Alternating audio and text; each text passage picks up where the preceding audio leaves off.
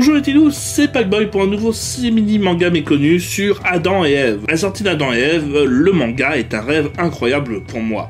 Imaginez, dessiné par le mangaka de Crying Freeman ou Sanctuary, Ikegami Ryochi, et scénarisé par l'auteur de Ichi the Killer ou Homunculus, Yamamoto Hideo.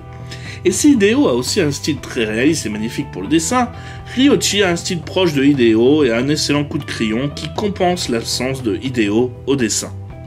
Un titre en 2 tomes sorti chez Shogakukan au Japon et Kazemanga en France, où la sortie improbable de ce titre vient uniquement de ce duo d'auteurs encore un peu méconnu en France.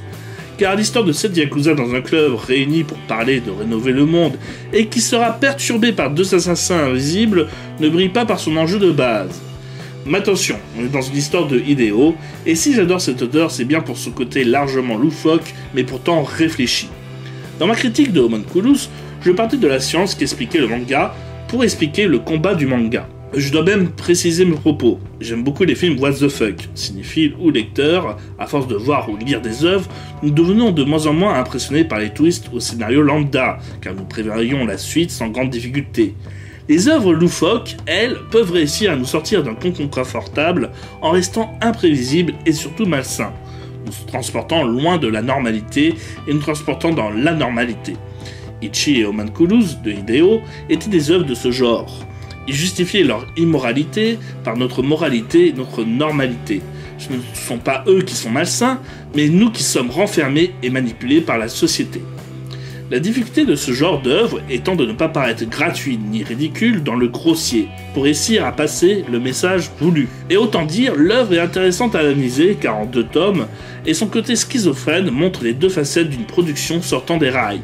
Le premier tome se vautre littéralement la gueule dans sa folie, se répétant sans cesse dans ce schéma des 5 yakuza possédant chacun un atout sur indécence, et à peine présenté, et ce de manière tellement sommaire, qu'ils se font tuer, le côté répétitif donnant un côté running gag, et faisant plus rire que peur. Or, la tension devant permettre de jouer sur le huis clos sanglant que nous suivons. Les caractéristiques des personnages étant juste drôles à voir, dont un Smell qui boit avec ses narines, ou qui a un besoin tout à coup, au beau milieu de l'histoire, de brûler les cheveux d'une femme parce qu'il adore l'odeur. Mais le tome 2 sauve l'œuvre du désastre total, multipliant les théories sur la réalité de ce couple invisible, ces Adam et Ève, reprenant les thèmes chers de Hideo. Notre monde, renfermé, détruit, fait que nous nous limitons, que cela soit à travers nos 5 sens, l'odorat, le toucher, le goût, la vue et l'ouïe, que nous ne manipulons pas totalement, voire même notre cerveau qui serait soi-disant limité qu'à 10% de nos capacités réelles. La folie, soit ridicule du départ, soit érotique de la fin, semble pour Smell, notre yakuza principal, curieux et intéressant à découvrir et manipuler, s'offrant une nouvelle résurrection à travers les premiers humains libres de toute chaîne des standards de la société. Intéressant donc à analyser, mais loin d'être parfait. Le duo d'auteurs est loin d'avoir proposé leurs meilleures œuvres sur ce travail. Mais la courte durée du manga, soit 2 tomes, est sûrement une bonne raison d'y jeter un coup d'œil.